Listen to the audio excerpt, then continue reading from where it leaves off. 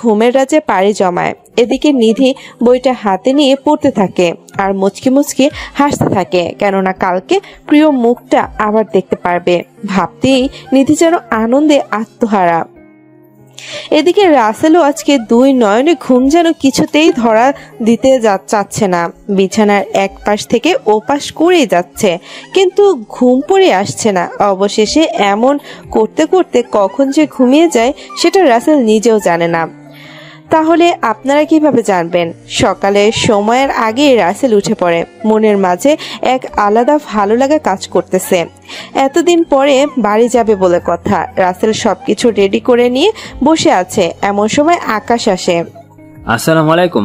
Good morning sir, কেমন আছেন? ওয়ালাইকুম আসসালাম। গুড মর্নিং মিস্টার আকাশ সাহেব। আমি ভালো আছি, তা আপনি কেমন আছেন? স্যার, আমি ভালো আছি, তবে মনটা একটু খারাপ। রাসেল অনেকটা অবাক হয়, জিজ্ঞেস করে মন খারাপের কারণটা আসলে কি।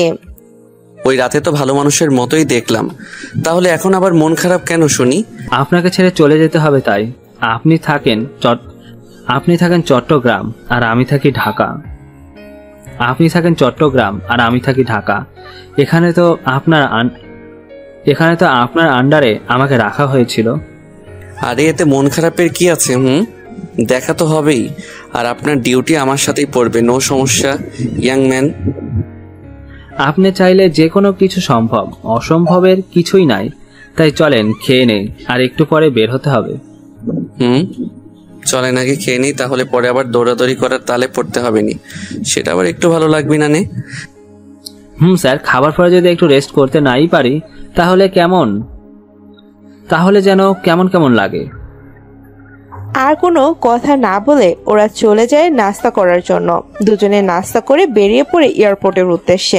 সবাই রাসেলকে এগিয়ে দিতে এসেছে, কেননা রাসেল এই 6টা মাস অনেকেরই মন জয় করেছে। এর মাঝে আবার অনেকগুলা বিলাতি মেয়ের চোখেও পানি জমতে শুরু করেছে। রাসেল সবাইকে সান্ত্বনা দিয়ে এয়ারপোর্টে সকল কাজ শেষ করে বিমানে উঠে বসে পড়ে। একটু পরেই বিমান টেক অফ করবে বাংলাদেশের উদ্দেশ্যে। স্যার, এই মুহূর্তটা আমার খুব ভালো লাগে, যেটা আপনাকে বলে বোঝাতে পারবো না। আরে কোন সময়টা আপনার এতটা ভালো লাগে সেটাই তো বুঝতে পারলাম না আমি বলছি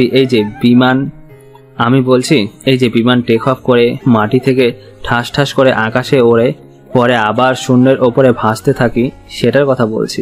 ও, আমি এতক্ষণে বুঝতে পারলাম আপনি আসলে কোনো ভালো লাগার কথা আসলে বলছেন। তবে এই সময়টা তো অনেকেই ভয় পায়। আমার ভয়ের পরিবর্তে মজাটাই বেশি লাগে, সেটা আপনি বলতে পারেন। ওরা দুজন কথা বলছে, এর মাঝে পাইলট এসে রাসেলের সাথে কৌশল বিনিময় করে সাথে নিয়ে ককপিটে চলে যায়। রাসেল অনেক কথা বলে। বিমান টেক অফ করলে সেখান থেকে আবার আকাশ সাহেবের কাছে চলে আসে। লম্বা একটা সফর, তাই রাসেল ঘুমিয়ে পড়ে।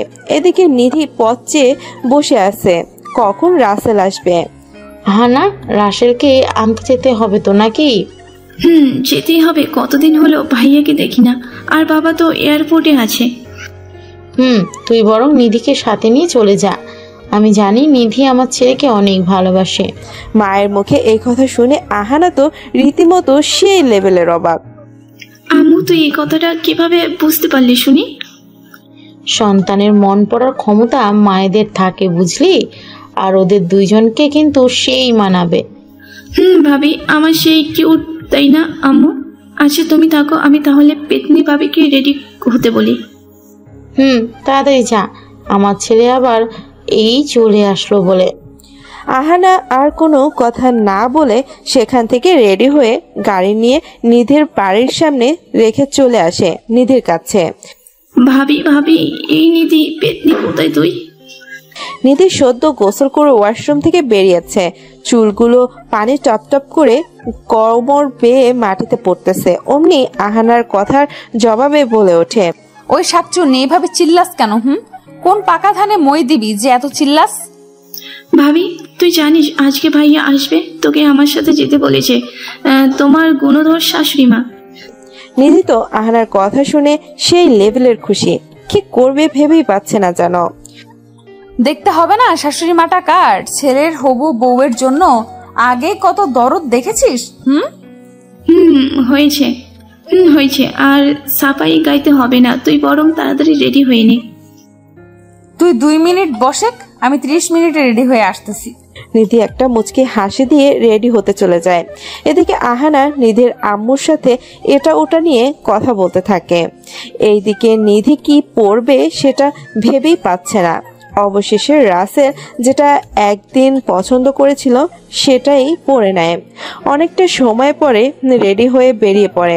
আহানা ও নিধির মা তো সিঁড়ির দিকে এক ধ্যানে তাকিয়ে আছে। মনে হচ্ছে আসমান থেকে কোনো পরী জমিনে নেমে এসেছে। অসম্ভব সুন্দর লাগছে। হালকা বাতাসে সিল্কি চুলগুলো বারবার এলোমেলো হয়ে যাচ্ছে, যেটা নিধির বারবার কানের পিছনে গুঁজে দিচ্ছে। বাবা, ভাবি তোকে তো একদম ফড়ির মতো লাগছে। সত্যি আজকে আমার ভাইয়াটা তোকে দেখি পাগল হয়ে যাবে। যা দুষ্টু, এইভাবে বলিস না, আমার বুঝি লজ্জা করে না? থাক, আর লজ্জা পেতে হবে না। এবার তাড়াতাড়ি চল, না হলে ভাইয়া এসে রেগে ফায়ার হয়ে যাবে। তাড়াতাড়ি চল, তোর ভাইকে দেখার জন্য আমার তো আর তর্স হয়েছে না রে। আহা ভাবি, একটু শান্ত হও। দেখতে পারবে না কেউ, তোমার মনের মানুষকে ছিনিয়ে নেবে না। নিতে আসলেই আমি দেখবো নাকি? তাকে একেবারে খুন করে ফেলবো। ওরে বাবারে, এত প্রেম আমার ভাইয়ের তার প্রতি। আচ্ছা চল। দুইজনে এইভাবে কথা বলতে বলতে এয়ারপোর্টের উদ্দেশ্যে রওনা দেয়। এদিকে রাসেলের ঘুম ভেঙে যায়। বিমান বালাদের থেকে জানতে পারে আর বেশি সময় লাগবে না বাংলাদেশে পৌঁছাতে, কেননা বর্তমানে বিমান ভারতের আকাশের উপরে আছে। ইস, কত সময় ঘুমিয়ে কাটালাম সেটা বুঝতেই পারলাম না। লন্ডন থেকে কখন ইন্ডিয়া চলে আইছি ভাবতেই অবাক লাগে। এক ঘুমে লন্ডন টু ইন্ডিয়া, হি হি হি। রাসেল ঠোঁটের কোণে হাসি রেখে উপরের কথাগুলো ভাবছে। ঠিক তখনই আকাশ বলে ওঠে, স্যার এত ঘুমাইলেন? বিমানবালারা খাবারের জন্য আপনাকে ডাকতে চেয়েছিল, কিন্তু আপনার ঘুম নষ্ট হবে ভেবে আমি আর ডাকতে দেইনি, বরং সেই খাবার আমিই খাইছি। ওরে বাবারে, তাই নাকি? তো খাইছেনি যখন, তখন আর কি করার আছে? খাবার জিনিস তো খাইছেন, ফেলে তো আর দেননি। ইস স্যার, আপনি তো কত ভালো। আমি তো আরো ভাবলাম আপনি কত কি বলবেন ওই খাবার খাওয়ার জন্য। আরে ধুর, এইটা কোনো কথা হলো? আমি খাবারের চাহিদা বুঝি। আমার এমনও দিন গেছে এক মুঠো খাবার না থাকার কারণে না খেয়ে থেকেছি। স্যার, আপনার কষ্টের কথাগুলো শুনলেই আমার কলিজা কেঁপে ওঠে। একটা মানুষ এত কষ্ট সহ্য করে কিভাবে হাসি খুশি থাকতে পারে? আকাশ সাহেব সেই তো প্রকৃত বীর, যে জীবন যুদ্ধে হার না মানা সৈনিক। স্যার, আপনি একদম ঠিক কথা বলেছেন। তবে আমি যদি কোনোদিন আপনার সাথে প্রতারণা করেছে সেই মেয়েকে পাই, তো গালের মাঝে সজোরে একটা থাপ্পড় দিয়ে জিজ্ঞাসা করব, কেন করেছিলে এমন? আরে ভাই, সেটা আর জিজ্ঞেস করার কি আছে? সেইটা না জানার কথা। আমি একটা এতিম ও গরিব ঘরের খ্যাত ছেলে। এইভাবে আরো অনেক কথা বলতে বলতে বিমান পৌঁছে যায় বাংলাদেশের উপরে। একটু পরে বিমান ল্যান্ড করে হজরত শাহজালাল আন্তর্জাতিক বিমানবন্দরে। রাসেল বিমান থেকে নেমেই দেখতে পায় সবাই ফুল নিয়ে দাঁড়িয়ে আছে। রাসেল মনের খুশির বন্যা বয়ে যায়। যেই মানুষটাকে দেখলেই সবাই মুখ ঘুরিয়ে নিত, না হয় সমালোচনা করে ফেলতো, আর আজ সেই মানুষটাকে ফুল দিয়ে সম্বর্ধনা জানাচ্ছে। রাসেল সবার প্রথমে ওর বাবার হাত থেকে ফুল নিয়ে ওর বাবাকে বুকে জড়িয়ে কান্না করে দেয়। কানিস না বাবা, আজকে যে তোর খুশির দিন। বাবা, এটা তো খুশির কান্না। আমি কখনো ভাবিনি যে এমন একটা দিন আমার জীবনেও আসবে। ধন্যবাদ বাবা, তুমি না থাকলে এটা সম্ভব হতো না। বাবা, ধন্যবাদ দিয়ে আমাকে ছোট করিস না, কারণ আমি শুধু পথ দেখিয়েছি আর তুই সব কিছু হাসিল করেছিস তোর ইচ্ছা শক্তি ও মেধার জোরে। এইভাবে সবার কথা বলে এয়ারপোর্টের ভিতর থেকে বাইরে এসে সামনের দিকে তাকিয়ে থ হয়ে যায়, কেননা নিধে যে ওর দিকে অপলক দৃষ্টিতে তাকিয়ে আছে। চোখের কোণে পানি চিকচিক করতেছে। এটা কোনো দুঃখের কান্না নয়, বরং এটা আপন মানুষকে কাছে পাওয়ার সুখের কান্না। রাসেল নিধির দিকে তাকিয়ে আছে। এমন সময় আহানা দৌড়ে এসে ওকে জড়িয়ে ধরে। ভাইয়া কেমন আছিস? কত কিউট হয়ে গেছিস ভাইয়া। আমি ভালো আছি, তা তুই কেমন আছিস? আর পেতনি, একদম নজর দিবা না। তোর ফ্রেন্ডের তো নজর সরছেই না দেখছি। সরবে কিভাবে এত কিউট একটা মানুষ সামনে দাঁড়িয়ে থাকলে? রাসেল আহানার কানের একটা আলতো করে চিমটি কাটে বলে, এই পেতনি বাবা আছে সেটা কি তুই দেখিসনি? ভাইয়া, আব্বু আম্মু সেটা জানে বুঝলে, তাই এটা নিয়ে কোনো চিন্তা করতে হবে না। তাই তো ভাবিকে আম্মুর সাথেই পাঠিয়ে দিল। ওরে বাবারে, এত কিছু! আর আমি একটু জানি না, ভাবতে তো গান ছিনছিন করছে।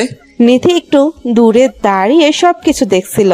এদিকে রফিকুল সাহেব একটু সেখান থেকে সরে যায় আর নিধি দৌড়ে এসে রাসেলকে জড়িয়ে ধরে। রাসেল তো 33,000 ভোল্টের শক খেলো মনে হয়। সবাই তো তাকিয়ে মনে হয় বিনা পয়সা সিনেমা দেখছে। এই গতি, একটু তো লজ্জা কর, দেখছিস সবাই কিভাবে তাকিয়ে আছে।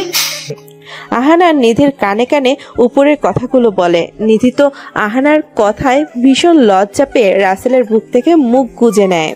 এই যে ম্যাডাম, এখনো কিন্তু প্রপোজ করা হয়নি, আর তুমি আমার বুকে স্থান নিছো। এই বুকটা যে শুধুই আমার, তা প্রপোজ করো, আমি কি মানা করব নাকি? নিধির বলতে দেরি, কিন্তু আকাশ কোথা থেকে যেন এক গুচ্ছ গোলাপ এনে রাসেলের হাতে দিতে দেরি করলো না। স্যার, ভাবিকে এবার প্রপোজটা করেই ফেলেন। সবাই তাকিয়ে আছে ওদের দিকে, মনে হচ্ছে এখানে কোনো বাংলা সিনেমার শুটিং হচ্ছে। রাসেল আকাশের হাত থেকে ফুলগুলো নিয়ে হাঁটু গেড়ে নিধির সামনে বসে। কখনো ভাবিনি আমার মনে পড়ে থাকা পাথরের স্তর তোমার ভালো দিয়ে কাটিয়ে ভালোবাসার সৃষ্টি করবে। কখনো ভাবিনি আমার মতো মানুষের জীবনেও তোমার মতো এত সুন্দর মনের কেউ আসবে। আমি ধন্য তোমাকে আমার জীবনে পেয়ে। তবে একটু বাধা আছে, সেটা হলো তুমি যদি থাকো রাজি, ডাকবো আমি তোমার আমার বিয়ের কাজী। I love you Nidhi, will you marry me? এমন প্রপোজ স্টাইল দেখে সবার মনটা যেন কিছু সময়ের জন্য থমকে যায়। নিধি তো রাসেলের দিকে তাকিয়ে আছে। কখনো ভাবেনি এভাবে এয়ারপোর্টে এসে সারপ্রাইজ হবে। নিধি রাসেলের হাত থেকে ফুলগুলো নিয়ে, আমি কখনো ভাবিনি এভাবে তুমি আমার জীবনে আসবে, এইভাবে আমাকে সারপ্রাইজ করে ভালোবাসার কথা জানাবে। আমিও যে তোমায় বড্ড বেশি ভালোবাসি। আই লাভ ইউ কলিজা, if you want I will marry you. Rasel ও নিধিকে জড়িয়ে ধরে দুজনের মনেই যেন আনন্দের বাতাস বয়ে যাচ্ছে, সাথে সাথে উপস্থিত সবার উৎসাহিত করতালে। বাহ ভাইয়া, বাহ, তুই তো একদম বাজিমাত করে দিয়েছিস। আমি কখনো এইভাবে ভালোবাসার কথা বলতে দেখিনি। যাক, তোদের জন্য আমার অদেখা কিছু হয়ে গেল। তুই তো বাড়ি থেকে প্ল্যান করেই এসেছিস, যেন এয়ারপোর্টে নিধি আসলে এমনটা ঘটে। এই চুপ, তাহলে চল ভালোবাসা ফেরত দে। সব দোষ আমার ঘাড়ে চাপিয়ে দিচ্ছিস। আরে লক্ষ্মী বোন আমার, রাগ করিস না, আমি তো তোর সাথে মজা করলাম। থাক, তোর আবার এত রাগ দেখাতে হবে না। এখন চল বাড়ি যাওয়া যাক। কুত্তি, তুই ভাইয়াকে পেয়ে আমাকে ভুলে যেতে চাইছিস তাই না? আরে কি কখনো ভুলতে পারি বল?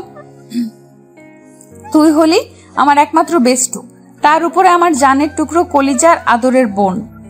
এভাবে আরো কিছু সময় কথা বলে রাসেল সবাইকে আকাশের সাথে পরিচয় করিয়ে দেয়।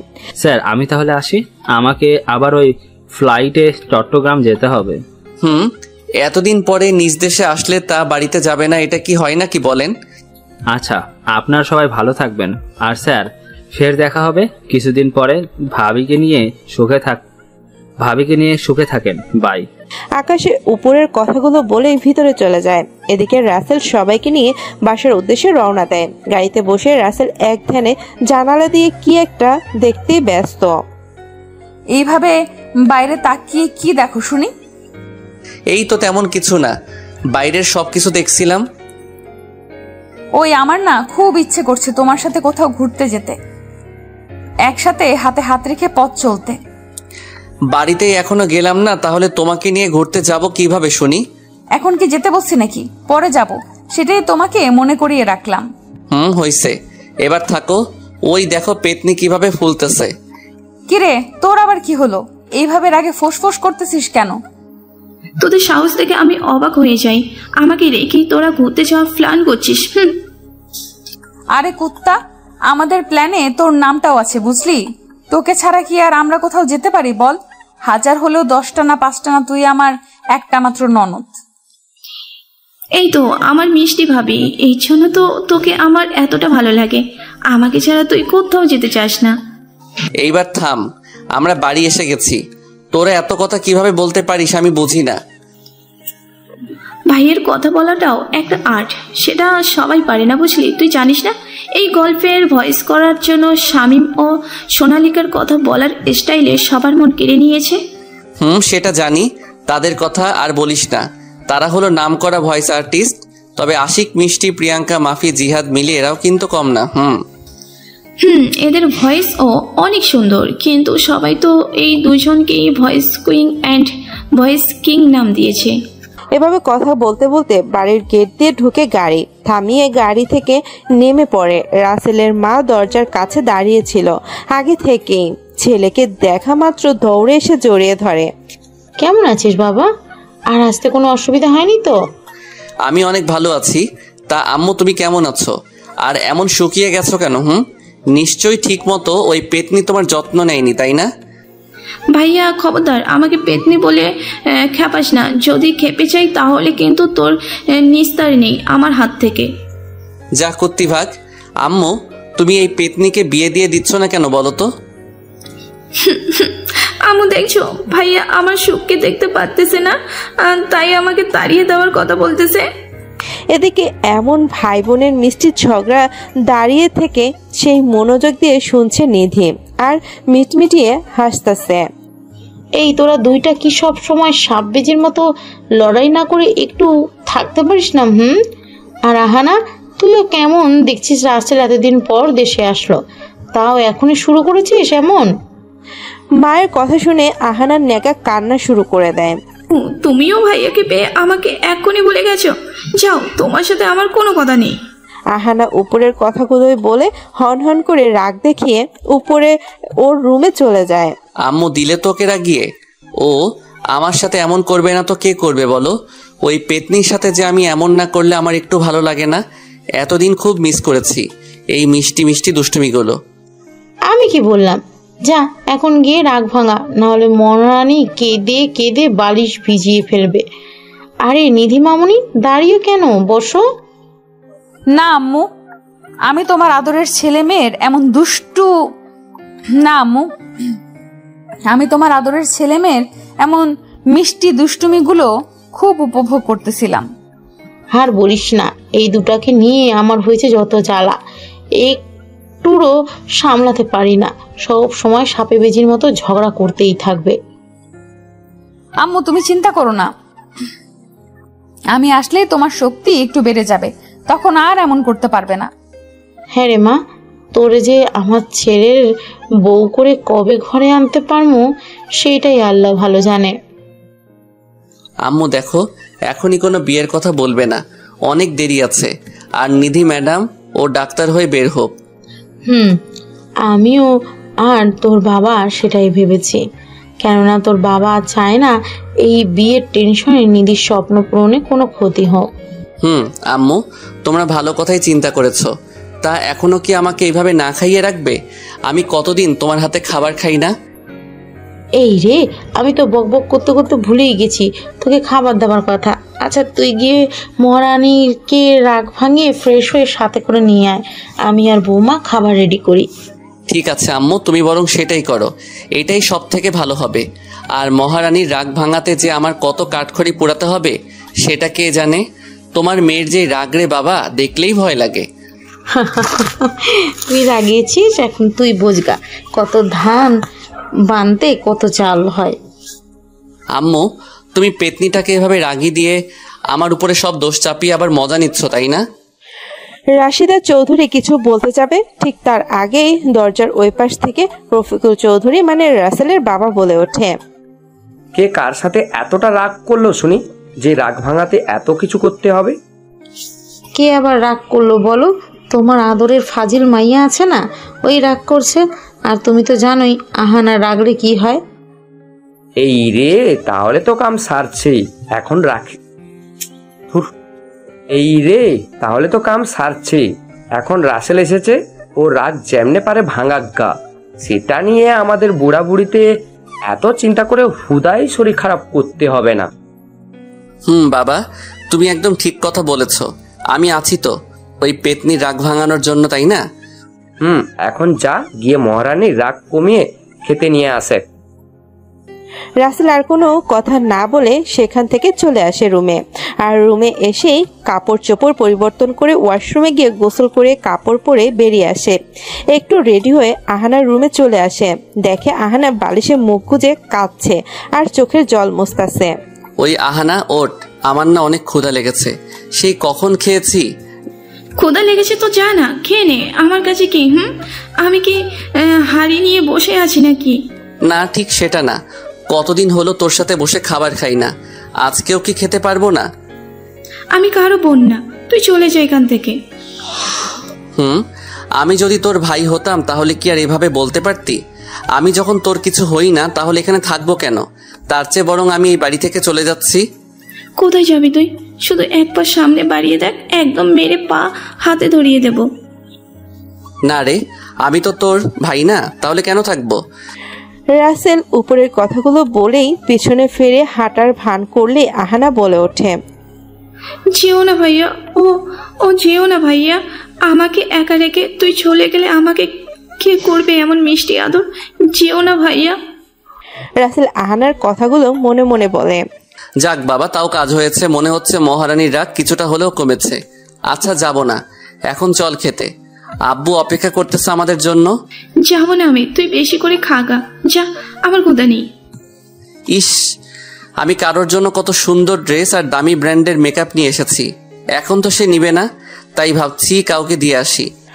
রাসেল যেই না মেকআপের কথা বলেছে তো হলো আহানার রাগ পানি। ওই, আমি কি বলেছি যে আমি তোর এত কষ্টে আরো আনা জিনিস নেব না? আমার ভাইয়া আমার জন্য জিনিস এনেছে, আর সেটা আমি না নিলে কেমন দেখায়, তাই না? তাহলে এখন চল, এইভাবে মুখ ফুলিয়ে বসে না থেকে। ভাইয়া চল, আমারও অনেকটাই ক্ষুধা লেগেছে, যেটা তুই ছাড়া কেউ বোঝে না। এইভাবে আরো কিছু কথা বলে রাসেল আহানাকে সাথে নিয়ে নিচে আসতে থাকে। এদিকে সবাই রাসেল ও আহানাকে সিঁড়িতে নামতে দেখে অবাক হয়ে তাকিয়ে থাকে, কেননা এত কম সময়ে আহানার রাগে রাগে কখনো ভাঙানো সম্ভব হয়নি।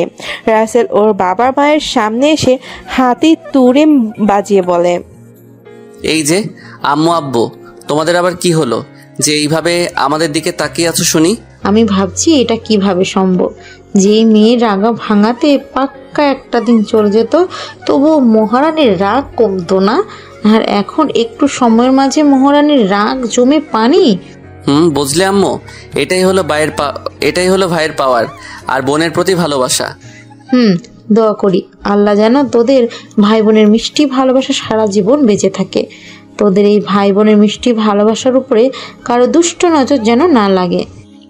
এভাবে অনেক কথা বলে সবাই একসঙ্গে খাবারের জন্য বসে। কিন্তু ঘটনা হলো নিধি ওর শাশুড়ি মানা খেলে খাবে না। তাহলে চলেন নিধির কথা শুনে আসি। নিধি মামুনি, তুমিও বসে খেয়ে নাও তো, সেই কখন না জানি খেয়েছ। না আম্মু, আমি তোমার সাথেই খাবো, তোমাকে ছাড়া আমি তো খাবোই না। আরে মামুনি, আমরা তো খেতে একটু লেট হবে, তুই বড় ওদের সাথে খেয়ে নে। না আম্মু, আমি দরকার পড়লে 5 দিন পরে খাবো, তবুও তোমার সাথেই একসাথে বসে খাবার খাবো। আচ্ছা ঠিক আছে, আমি বসতাছি, তুই এখন তো বস নাকি।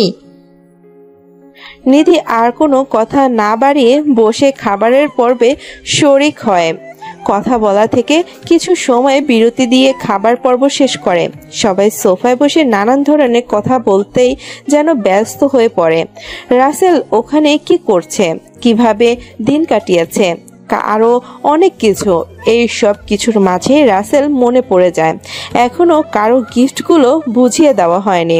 তাই রাসেল ব্যাগটা বের করে ওর মা বাবার জন্য জিনিসগুলো আগে দেয়। তারপরে আহানার জন্য আনা জিনিসগুলো দেয়, যেটা পেয়ে আহানা তো সে খুশি, মনে হচ্ছে খুশির জন্য আহানা আসমান দিয়ে উঠতেছে। এদিকে নিধির মুখটা কালো হয়ে থাকে, এটা ভেবে যে সে সবার জন্য কিছু না কিছু এনেছে, অথচ তার জন্য কিছুই আনেনি। ঠিক তখনই রাসেল ব্যাগ থেকে একটা প্যাকেট বের করে আহানার হাতে ধরিয়ে দেয়। ভাইয়া, তুই আমার জন্য যা এনেছিস সেগুলো তো দিলি আমাকে, তাহলে ভাবির জন্য কিছু না এনে এটাও আবার আমাকে কেন দিচ্ছিস? ওই কুত্তি, ওইটা তোর বেস্টর জন্য বুঝলি। এগুলো তাড়াতাড়ি দে, ম্যাডামকে দেখছিস ফর্সা মুখটা অমাবস্যা রাতের মতো হয়ে গেছে। দেখতে হবে তো, সুন্দরী মানুষের জন্য সুন্দর জিনিস বেশি মানায় বুঝলি। নিধির জন্য কিছু এনেছে শুনে সবাই অনেকটা খুশি হয়, আর নিধি তো যেন খুশি ধরছেই না। প্যাকেটটা সবার জোড়াজোড়িতে খুলে নিধি পুরো 1 মিনিট তাকিয়ে থাকে, কেননা নিধির শাড়িটা অনেক বেশি পছন্দ হয়েছে। অনেক অনেক ধন্যবাদ আমার জন্য এত সুন্দর একটা উপহার আনার জন্য, এটা আমার খুব পছন্দ হয়েছে। ভাইয়া রে, এত সুন্দর শাড়ি তোর পছন্দ, আমি তো আগে জানতাম না তোর পছন্দ। ক্ষেত মার্কা, তবে আজকে জানলাম তোর পছন্দ বেস্ট। ও তার মানে আমি দেখতে পেতনির মতো, তাই না? তার জন্য মনে হয় তুই আমার জন্য অপছন্দের জিনিস এনেছিস। হা হা হা, পেতনি, তোরগুলো তো আরো বেশি সুন্দর। বিশ্বাস না হলে একটু খুলেই দেখ, তাহলে নিজেই বুঝতে পারবি। ভাইয়া তুই হাসলি, কেননা সব ভাই তার বোনের থেকে বেশি তার গার্লফ্রেন্ডকে বেশি প্রাধান্য দেয়, সেখানে তুই বলছিস ভাবির থেকে আমার জন্য আনা জিনিসগুলো বেশি সুন্দর। আহানা, এইসব তুই কি শুরু করেছিস? রাসেল কি তোকে কম ভালোবাসে বল? একটু খুলেই দেখ না কেমন। শুধু নিধির না, উপস্থিত সবারই শাড়িটা অনেক বেশি পছন্দ হয়েছে। এদিকে আহানার কথা শুনে রাসেল অনেকটাই মনে কষ্ট পায়, কেননা যেখানে রাসেল ওকে এত ভালোবাসে সেখানে এই কথা বলল। মায়ের কথা মতো আহানা প্যাকেটটা খুলে দেখে আসলে অনেক সুন্দর সুন্দর জিনিস ওর জন্য এনেছে। মানের আহানার কাপড়ের কাছে নিধির কাপড় তুচ্ছ। ওয়াও, এত সুন্দর ভাইয়া, আসলেই তো এগুলো ভাবিটার থেকে বেশি সুন্দর। আমি শুধু শুধু তোকে এতগুলো কথা শোনালাম। তুই আমার কলিজার টুকরা বোন, তোর জন্য কি কখনো এমন কিছু আনতে পারি বল? তোদের এই একটাই দোষ, আর সেটা কি জানিস? ভাইয়েরা তার বউ বা গার্লফ্রেন্ডের জন্য কম দামি জিনিস আর বোনদের জন্য যদি বেশি দামি জিনিস আনে তবুও বলবে এই নিজের বউয়ের জন্য এনেছে, কত দামি, আর আমার জন্য এনেছে মাত্র কয়েক টাকা দিয়ে। যেখানে ভাই সব সময় বোনের জন্য 1000 টাকা দিয়ে কাপড় কিনলে তার বউয়ের জন্য তার থেকে কম দাম দিয়ে কেনার চেষ্টা করে, কিন্তু এটা করে কি লাভ? দিন শেষে তো সে অপবাদটাই পেতে হয়। সরি ভাইয়া, আসলে আমি এমন করে ভাবিনি, আমাকে ক্ষমা করে দে। কি না কি বলে ফেলেছি। না রে, তোর তো কোনো দোষ নেই, দোষ হলো আমার। আমি যদি নিধির জন্য না আনতাম তাহলে এই কথাটা শুনতে হতো না। ভাইয়া এভাবে বলিস না, দয়া করে, মনে অনেক কষ্ট হয়। আমি এমনটা বলতে চাইনি। না রে, এটা তুই ঠিকই বলেছিস, কেননা গুরুজনেরা তো আর এমনি এমনি বলেনি যে সত্য কখনো চাপা পড়ে থাকে না, যদিও তার উপরে 1000 টন ওজনের অদৃশ্য পাথর দ্বারা ভাড়া দিয়ে রাখা হয়। ভাইয়া এভাবে প্লিজ বলিস না, আমার আসলে খুব বড় ভুল হয়ে গেছে, আমি একটু বুঝতে পারিনি। রাসেল মনের কোণে কষ্টগুলো লুকিয়ে রেখে উপরের কথাগুলো বলেই ওর রুমে চলে যায়। পিছে পিছে নিধিও চলে আসে। আহানা, তোর কি ওকে কথাটা বলা ঠিক হয়েছে? তোর আপন ভাই না হওয়া সত্ত্বেও তোকে নিজের বোনের থেকেও বেশি ভালোবাসে, আর তুই এইভাবে ওর মনটা ভেঙে দিলি।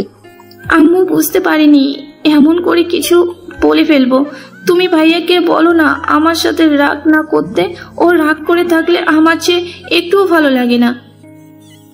তুই রাগিয়েছিস, এখন তুই গিয়ে রাগ ভাঙা, বুঝলি? তোদের ভাই বোনের রাগ অভিমানের মাঝে আমাকে টানিস না। রাশিদা চৌধুরী ও উপরের কথাগুলো বলে রুমে চলে যায়। এদিকে আহানা সোফায় বসে মাথায় হাত দিয়ে ভাবে কি করবে। এদিকে রাসেল রুমে এসে ঠাস করে বিছানায় শুয়ে পড়ে, চোখের কোণে স্পষ্ট পানি চিকচিক করতেছে। এই তুমি এইভাবে শুয়ে পড়লে যে? তুমি বাচ্চা একটা মেয়ের সাথে এইভাবে রাগ করবে বলো? ও তো বুঝতে পারেনি এমনটা হবে। নিধি যাও তো প্লিজ, আমার একটু ভালো লাগছে না, একটু একা থাকতে দাও। আচ্ছা তুমি একটু ঘুমাও, আমি তোমার মাথায় হাত বুলিয়ে দিচ্ছি, কেমন?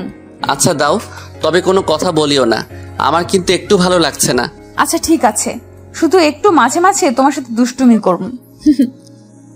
নিধির এমন কথা শুনে রাসেল আর চুপ থাকতে পারে না, ঠাস করে হেসে ওঠে। তুমিও না কেমন, আমি বললাম বলিও না আর তুমি দুষ্টুমি করতে ব্যস্ত হয়ে পড়লে। আমি দুষ্টুমি করলেই তো দোষ হবেনি। আমি করতেই পারি দুষ্টুমি, কিন্তু তুমি একটুও করতে পারবে না। তবে তুমি মুখ বুজে আমার এই ছোট্ট ছোট্ট দুষ্টুমিগুলো উপভোগ করতে পারো। ম্যাডাম, এইটা ছাড়া কি বা করার আছে আমার বলেন? কিছু বললেই তো আবার এই ছোট্ট পোলাটাকে ইঞ্জেকশনের ভয় দেখাবেন। রাসেলের কথা শুনে নিধি নিজের হাসি কিছুতেই থামিয়ে রাখতে পারে না, ফিক করে হেসে দেয়।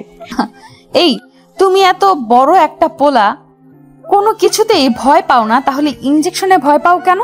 তা তো জানি না, তবে ইঞ্জেকশনের সিরিঞ্জ দেখলেই আমার মনের মাঝে কেমন করে ওঠে। এত সুন্দর করে কেউ হাসে নাকি? এখন আবার আমার হাসির মাঝে তুমি আবার কি দোষ খুঁজে পেলে? আরে দোষ না, বরং গুণ। তোমার এই মিষ্টি হাসি দেখেই তো আমি 1000 বছর তাকিয়ে থাকতে পারবো। হয়েছে, আর বলতে হবে না, এখন চুপটি করে ঘুমাও তো। নিজে কথা বলতে মানা করে এখন নিজেই কথার বাক্স নিয়ে বসেছে। নিধির কথার জবাবে রাসেল যেই না কিছু বলতে যাবে, অমনি দরজার পাশ থেকে একটু ভীতু কণ্ঠে বলে ওঠে, ভাইয়া আমার না খুব কান্না পাচ্ছে এখন। তুই যদি কথা না বলিস তাহলে আমি কিন্তু সত্যি সত্যি কেঁদে দেবো। তো কাঁদো তো একটু দেখি, পেটনি কাঁদলে কেমন দেখা যায়। ভাইয়া তুই একদম পচা, একটু আমাকে ভালোবাসিস না। ওই কেমন নেকামো, বাদ দে তো। এখন কি বলতে এসেছিস সেইটা বল। ভাইয়া আমার না সত্যি অনেক ভুল হয়ে গেছে, তখন তোর সাথে অমন ভাবে কথা বলা, প্লিজ আমাকে ক্ষমা করে দে। ওই এত করে বলছে ও, তারপরও তুমি কিভাবে ওর উপরে রাগ করে আছো? ছোট বোন তো একটু এমন করবেই, স্বাভাবিক। তাতে এত রাগ করার কি আছে? আরে তুমিও কি পাগল হলে নাকি? আমি রাগ কেন করতে যাব? আমি তো তখন এমনি চলে এসেছি ওখান থেকে। আর ওই পেতনি, আমি কি তোর সাথে রাগ করে থাকতে পারি বল? আহানা খুশি হয়ে রাসেলকে জড়িয়ে ধরে কান্না করে দেয়। এই তো আমার লক্ষ্মী ভাইয়া, আসলেই আমি সত্যি খুবই ভাগ্যবতী যে তোর মতো এত সুন্দর মনের ভাই পেয়েছি, যে আমার মায়ের পেটের ভাই না হয়েও তার থেকে বেশি ভালোবাসে। হইছে, এখন আর বলতে হবে না। আমার না খুব খারাপ লাগতেছে। আমার মাথায় একটু তেল মালিশ করে দিবি? তুই একটু দাঁড়া, আমি এক্ষুনি দিচ্ছি। আহানা তেল এনে মালিশ করতে লাগে। এটাই হলো ভাই বোনের ভালোবাসা। যতই ঝগড়া হোক না কেন, আদর যত্ন একটু কমবে না। ভাইয়া আমার না খুব করে জানতে ইচ্ছে করতেছে তোর অতীতে কি কি ছিল। ওই বলো না গো, আমারও খুব করে জানতে ইচ্ছে করতেছে তোমার মনে ভালোবাসার বিষ কিভাবে এসেছিল। বলবো, তবে কেউ কোনো কথা বলতে পারবে না। আচ্ছা ঠিক আছে, আমরা কিছু বলবো না।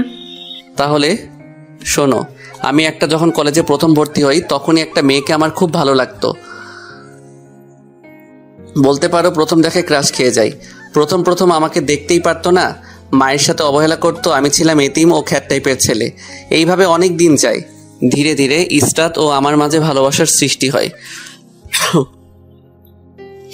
চলতে থাকে ভালোবাসার গল্প। কিন্তু তারপরেই আমার জীবনে নেমে আসে কালো অন্ধকার।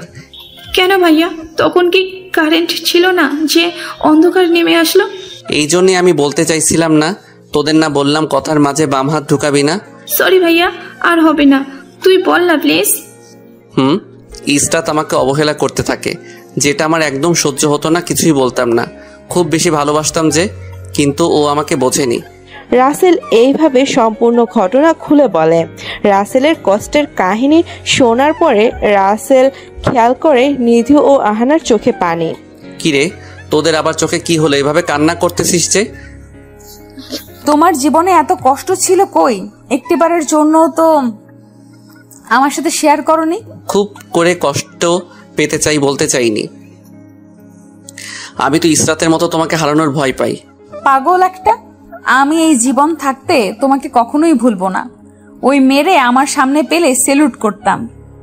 নিধির এমন কথা শুনে রাসেল ও আহানা যেন আকাশ থেকে পড়ে। রাসেল অবাক হয়ে জিজ্ঞেস করে, কি বলছো?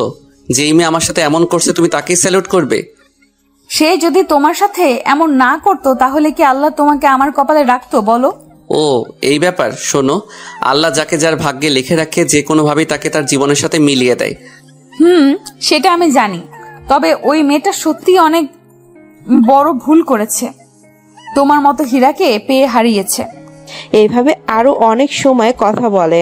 নিধি রাসেলকে বলে তার বাসায় চলে যায়, কেননা অনেক সময় হলেই এসেছে, আবার ওর কিছুদিন পরে পরীক্ষা, তাহলে ভাবতেই পারছেন কিভাবে থাকবে। ভাইয়া ভাবি খুব লক্ষ্মী একটা মেয়ে, তাই না? এসে রাতের মতো এত পচা না। আমি নিধিকে কত করে ইগনোর করেছি, কিন্তু তবু বারবার আমার কাছে ফিরে এসেছে। আর ইসরাতের কথা আর কি বা বলবো, সেটা আমার ভাবনায় আসে না। মন প্রাণ দিয়ে ওকে ভালোবাসতাম, যেটা বললে হয়তো বুঝবি না। ভাইয়া আমি সব বুঝি। আচ্ছা তোর এমনিতেই মাথা ব্যথা করতেছে, তাই কথা না বলে চুপটি করে ঘুমিয়ে পড়, দেখবি অনেক ভালো লাগবে। রাসেল আহানার সাথে আর কোনো কথা বলতে পারে না, তার আগে ঘুমের দেশে পাড়ি জমায়, কেননা আহানা বিলি কেটে দিচ্ছিল, আর মাথায় বিলি কেটে দিলে রাসেলের আর কিচ্ছু লাগে না। কিছু সময় পরে আহানা চলে যায়। এইভাবে কেটে যায় কয়েকটা দিন। আজকেই রাসেলের প্রথম জয়েন, বেলা 8:30, তবুও রাসেলের ওঠার কোনো নাম গন্ধই নেই। আহানা, আজকে না রাসেলে জয়েন করার কথা, তাহলে ও এখনো পড়ে পড়ে ঘুমাচ্ছে, এটার মানে কি? কত করে বলি নীতিকে ভাবি করে নিয়ে আসো, দেখবে ওর ঘুম ছুটিয়ে সকাল সকাল ওঠার অভ্যাস করবে। আনবো, তবে কিছু সময় যা, রাসেলও একটু নিজের পায়ে দাঁড়িয়ে উঠুক। কি বলো এটা? তাহলে ভাইয়া কি এখন অন্যর পা দিয়ে হাঁটে নাকি? আরে গাধি, তুই বুঝবি না, তুই বরং গিয়ে রাসেলকে ডেকে উঠা, কেমন? আচ্ছা এত রাগ দেখানোর কি আছে, মনে রেখো রাগ আমারও কিন্তু আছে। বলেই আহানা চলে আসে রাসেলের রুমে। এসে দেখে কোলবালিশকে জড়িয়ে ধরে মনের সুখে ঘুমিয়ে আছে। নবাবজাদা পরে পরে ঘুমাবে, আর আমার শুধু ডেকে ওঠাতে হবে। ভাইয়া, ওই ভাইয়া ওঠ না। ওই তুই ও বাদ দিয়ে উঠবি নাকি পানি ঢেলে দেব, কোনটা? এই পেতনি, তুই সকাল সকাল এত চিল্লাচিল্লি করছিস কেন? তোর কি খেয়ে দে কোনো কাম নাই নাকি এটা ছাড়া? তুই তো ঘুম থেকে উঠিস নাই, তার জন্য আমিও অন্য কাজ করতে পারি না। দজ্জাল রাশিদা চৌধুরী আমাকে এই কাজেই পাঠায়। সবে মাত্র মনে হয় 5টা বাজে, আর তুই এখনই আমার ঘুমটাকে স্বর্গে পাঠিয়ে দিলি। এখন তো 4টা বাজে, তুই আরো ঘুমা, অফিসে আর যেতে হবে না, আর একটু পরে 9টা বাজবে, বুঝেছিস? রাসেল আহানার কথা শুনে লাফিয়ে উঠে পড়ে আর আহানাকে বলে ওঠে, কি বলিস এইসব? 9টা বাজে আর তুই আমাকে এখন ডাকতেছিস? তুই না কেমন জানি সময়ের কাজ সময় করতে পারিস না। রাসেল উপরের কথাগুলো বলেই দৌড়ে ওয়াশরুমে চলে যায়। এদিকে আহানা অবাক হয়ে বলছে, যা বাবা, কত সময় ধরে ডাকাডাকি করতেছি, আর উনি বলে কিনা আরো আগে কেন ডাকিনি। হায় রে কপাল আমার। আহানা বিড়বিড় করতে করতে নিচে চলে আসে। রাসেলও ফ্রেশ হয়ে রুমে এসে মোবাইলটা হাতে নিয়ে নিধির নাম্বারে ছোট্ট করে একটা গুড মর্নিং কলিজা লিখে দিয়ে রেডি হয়ে নিচে চলে আসে। নিচে এসে দেখে টেবিলে সব খাবার সাজানো, আর ওর বাবা প্লেট নিয়ে বসে আছে। আব্বু, তুমি না খেয়ে এভাবে প্লেট হাতে নিয়ে বসে আছো কেন? তোর জন্যই তো সেই কখন থেকে বসে আছি, কিন্তু বাবা তোর তো আসার কোনো নামগন্ধই নেই। ও আব্বু, আর বলিও না, আমার আজকে একটু ঘুম থেকে উঠতে লেট হয়ে গেছে। আসলে মনেই ছিল না আজকে আমার জয়েন করতে হবে। হয়েছে, এখন কথা না বলে তাড়াতাড়ি খেতে চল, সবাই তোর জন্য অপেক্ষা করতেছে। এভাবে আরো কথা বলে ওরা বাবা ছেলে খাবার পর্ব শেষ করে। রাসেল ওর বাবা মায়ের পায়ে হাত রেখে সালাম করে, বুক ভরা দোয়া নিয়ে চলে আসে এয়ারপোর্টে। সব কাজ শেষ করে ওর কেবিনে এসে বসে। ওর বাবা ওকে কাজ নিয়েই বুঝিয়ে দেয়। বুঝতেই পারেন জেলে বলে কথা। আসসালামু আলাইকুম স্যার, কেমন আছেন? রাসেল নিচের দিকে তাকিয়ে মনোযোগ নিয়ে খাতায় কি যেন একটা করতে ব্যস্ত ছিল। আকাশের কথা শুনে ওপরে তাকিয়ে, ওয়ালাইকুম আসসালাম। আমি অনেক ভালো আছি। তা মিস্টার আকাশ সাহেব, আপনি কেমন আছেন? স্যার, আমি অনেক ভালো আছি। আপনার পরিবারের সবাই কেমন আছে? সবাই ভালো আছে। আপনার পরিবারের সবাই কেমন আছে? এইভাবে একে অন্যের সাথে অনেক কথাবার্তা বলে কাটিয়ে দেয় অফিসের পুরো সময়। অফিস শেষ করে বাসায় ফেরার পথে একটা জায়গা দেখতে পায় নিধি দাঁড়িয়ে আছে। রাসেল ধীরে ধীরে নিধির সামনে গাড়ি থামায়, গাড়ি থেকে নেমে পড়ে। নিধি রাসেলকে দেখে অনেকটাই অবাক হয়। আরে তুমি এখানে কিভাবে আসলে? হার রাগিও না, আমি এখানে এসেছি বলে। তা ম্যাডাম, তুমি একা একা এখানে কি করতেছো শুনি? আমি এই হসপিটালে একটা কাজে এসেছিলাম, মানে আমাকে ডাকা হয়েছিল। এখন কাজটা শেষ হয়ে গেছে, গাড়ি নিয়ে আসিনি, আর এখন একটা গাড়িও পাচ্ছি না। ও আচ্ছা, তো আমাকে তো একটাবার ফোন করে সেটা বলতেও পারতে। সেটা তোমাকে বলা হয়নি, একদম ভুল হয়ে গেছে। সরি বাবু, প্লিজ রাগ করে থেকো না। রাসেল যে না কিছু বলতে যাবে, ঠিক তখনই একটা ছেলে নাম নিলয় এসে বলে ওঠে, ওই জানো, এভাবে কত দাঁড়িয়ে থাকবে?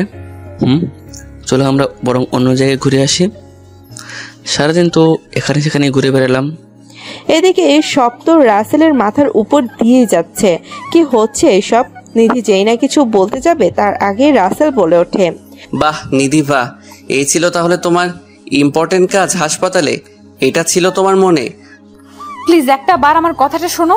ব্যাস, আর একটা কথাও বলবে না। আসলে তোমাকে বিশ্বাস করাটাই আমার ভুল হয়ে গেছে। আরে তোমার যদি মন নিয়ে এতই ছিনিমিনি খেলার শখ থাকতো আমার তো তোমার যদি মন নিয়ে এতই ছিনিমিনি খেলার শখ তো খেলতে, কিন্তু আমাকে কেন বেছে নিলে? নিধির মুখে কোনো কথা নেই, ঠায় দাঁড়িয়ে আছে। ভয়ে নিধি ও নিলয় দুজনেই কাঁপছে। রাসেলের চোখ দিয়ে যেন আগুনের ফুলকি ঝরছে। পরিশেষে একটা কথাই বলবো, আমার সাথে যে নাটকটা করলে সেটা আর কারোর সাথে করিও না। কেননা আমার মতো হয়তো সবাই এতটা কষ্ট বুকে নিয়ে বেঁচে থাকতে পারবে না। তবে হ্যাঁ, আমি সেই মানুষগুলোর মতো না যারা ভালোবাসার শত্রু হয়ে সামনে দাঁড়ায়। ভালো থেকো, আল্লাহ হাফেজ। রাসেলের চোখের কোণে জমে থাকা পানি মুছতে মুছতে গাড়ি নিয়ে চলে আসে। আজকে খুব করে কাঁদতে ইচ্ছে করতেছে রাসেলের। হে আল্লাহ, তুমি বলতে পারো শুধু বারবার আমার সাথেই এমনটা কেন হয়? পৃথিবীতে কি আমি বাদে তুমি কোনো মানুষকে চোখে দেখো না, নাকি আমার সাথে তোমার এমনটা করতে বেশি ভালো লাগে? এইসব বলতেছে আর নিজের চোখের পানিতে বালিশ ভিজিয়ে ফেলেছে। এদিকে রাসেলকে কান্না করা অবস্থায় রাশিদা চৌধুরী দেখে তো পাগল পেরায়। ছেলে কি হয়েছে ভাবতে অস্থির। বাবা, তোর কি হয়েছে? এভাবে কান্না করছিস কেন? আমাকে একটু বল কি হয়েছে। না মা, কিছুই হয়নি। আজকে আগের দিনের কথাগুলো খুব করে মনে পড়ছে, তাই একটু চোখে জল। রাশিদা চৌধুরী ছেলের এমন মিথ্যে কথা কিছুতেই বিশ্বাস করতে পারল না। আর কি করেই বা পারবে বলেন? একে তো আইনের বিচারপতির চোখ, দুয়ে মায়ের চোখ, যেখানে মিথ্যা ধরা পড়বে। রাসেল, আমাকে মিথ্যা বলে হাসানোর চেষ্টা করিস না, কেননা তুই যার সামনে মিথ্যা বলতেছিস তার কিন্তু সত্য মিথ্যা বোঝার বিশেষ ক্ষমতা আছে। রাসেল এবার আর চুপ করে থাকতে পারল না। মায়ের গলা জড়িয়ে ধরে হাউ মাউ করে কান্নায় ভেঙে পড়ে। মা, বলতে পারো এমনটাই আমার সাথে কেন হয়? দুনিয়ায় কি আর কোনো মানুষ নেই? দেখ বাবা, যে মানুষটাকে আল্লাহ বেশি ভালোবাসে বা পছন্দ করে, শুধু তার সাথেই এমনটা বেশি করে, কারণ তাকে পরীক্ষা করে ধৈর্য ধারণ করার ক্ষমতা পরীক্ষা করেন। মা, আচ্ছা আমার মাথায় একটু বিলি কেটে দাও, খুব করে ঘুমোতে ইচ্ছা করতেছে। রাশিদা চৌধুরী আর কথা না বাড়িয়ে নিজের কোলে মাথা নিয়ে হাত বুলাতে থাকে। রাসেল আস্তে আস্তে ঘুমিয়ে যায়। নেই কোনো দুঃখ, নেই কোনো কষ্ট। ইস, সারা জীবন যদি এভাবে ঘুমিয়ে থাকা যেত, তাহলে কষ্ট নামক বস্তু স্পর্শ করতে পারতো না। এইদিকে নিধিও কাঁদতে কাঁদতে সেখান থেকে চলে আসে। কেন কাঁদলো সেটাই গোপন থাকলো। আমাকে মনে করিয়ে দেন, আমি পরে সুন্দর করে বলে দিব, কেমন? এখন চলেন গল্পে আগের কাহিনী শোনা যাক। নিধি বাড়িতে এসে রাসেলের ফোনে বারবার মেসেজের সাথে কল করে একের পর এক দিয়েই যাচ্ছে, কিন্তু রাসেল কোনোটাই ধরছে না, বরং আরো বেশি করে রাগ হচ্ছে। রাসেলের রাগ কন্ট্রোল করতে না পেরে ফোনটাকে একটা আছাড় মারে। কিন্তু কষ্টের বিষয় হলো ফোনের কিছুই হয় না, কেননা ফোনটা খাটের উপরে পড়েছিল। এইদিকে আচ্ছা আহানা, রাসেলের কি হয়েছে? সেই অফিস থেকে আসার পর থেকে কেমন যেন কাঁদতেছে, জিজ্ঞেস করলেও কিছুই বলছে না। কি যে বলো না আম্মু, ভাইয়ের কি হয়েছে সেটা আমি কিভাবে বলবো বলো? সেটাও তো ঠিক। তারপরেও তুই একটু জানার চেষ্টা কর, দেখ তোর কাছে হয়তো বলতে পারে ওর কি হয়েছে। আমি দেখেছি। তুমি কোনো চিন্তা করিও না। আহানা উপরের কথাগুলো বলেই সেখান থেকে চলে যায়। এদিকে আহানার রাসেলের রুমে না গিয়ে বরং ওর রুমে চলে যায়। কেন গেল না সেটা পরে জানতে পারবেন। রাসেল মনকে শক্ত করে চোখের পানি মুছে ওয়াশরুম থেকে বেশি পানি নিয়ে গোসল করে নিচে চলে আসে। এসেই সোফায় বসে পড়ে। বাবা তোর কি হয়েছে বলবি তো নাকি? সেই কখন থেকে দেখছি তুই এমন করতেছিস। কিছুই হয়নি মা, আমার কেন জানি আজকে একটু ভালো লাগছে না, সেই জন্য এমন দেখাচ্ছে। মিথ্যা বলিস না তো, তোকে আমি স্পষ্ট কান্না করতে দেখেছি, এখন আমার কাছে মিথ্যা বলছিস তাই না?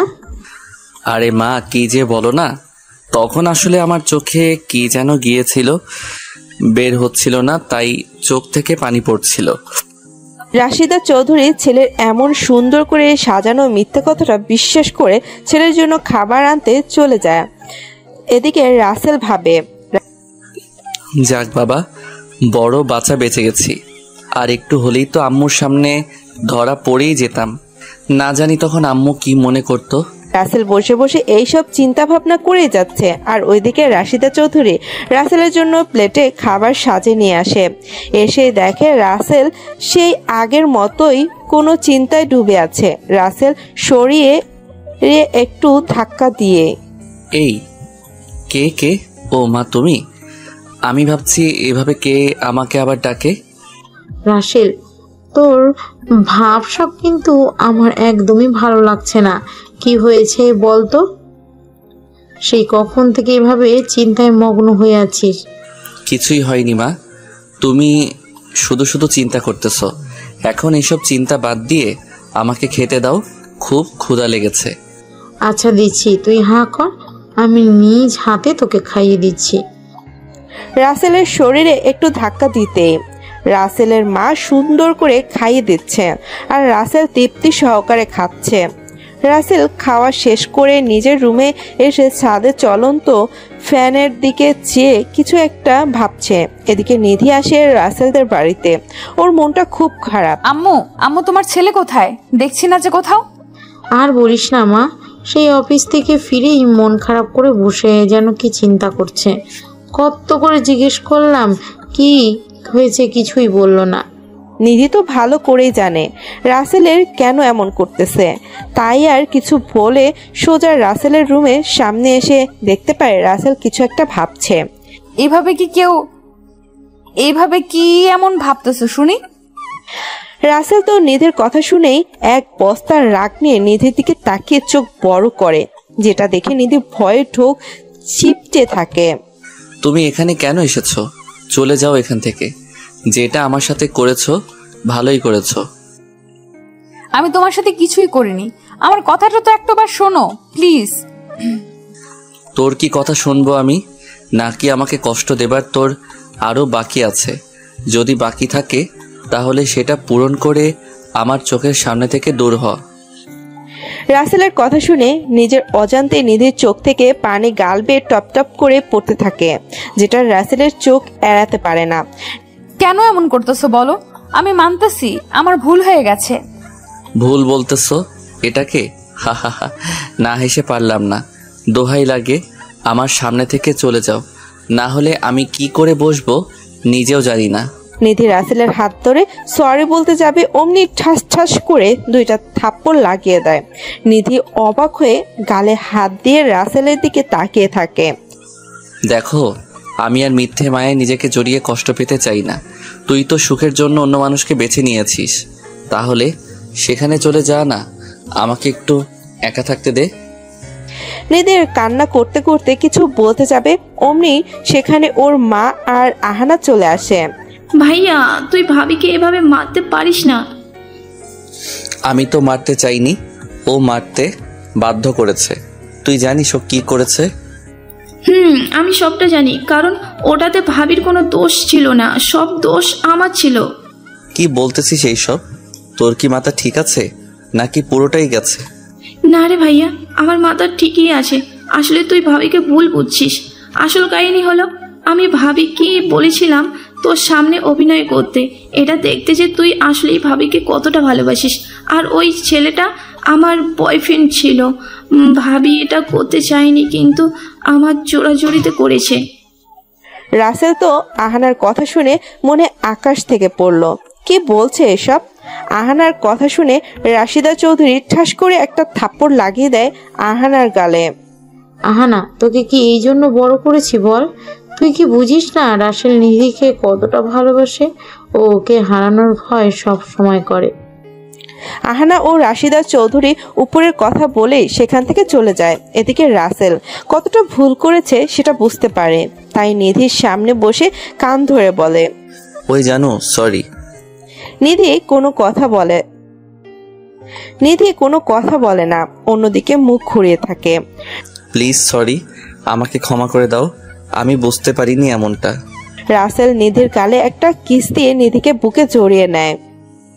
প্লিজ এমনটা আর করো না, তোমাকে হারিয়ে ফেললে হয়তো আমি আর এই পৃথিবীর আলোই দেখতে পারবো না। নিধি রাসেলের দিকে রাগী লুকে তাকিয়ে থাকে। রাসেল নিধির এমন রূপ আগে কখনো দেখেনি, তাই নিধিকে জিজ্ঞেস করে, কি হলো মেরে রানী, এভাবে তাকিয়ে আছো কেন? পারবে কি করে? এতটা রাগ মনে জমা থাকলে? ইস, আমার গলাটা ব্যথায় জমে গেছে। তুই কি বললি? আমাকে ছাড়া চলে যাবার কথা মুখে আনলেই একেবারে খুন করে ফেলবো, পরে আমি নিজেকে শেষ করে।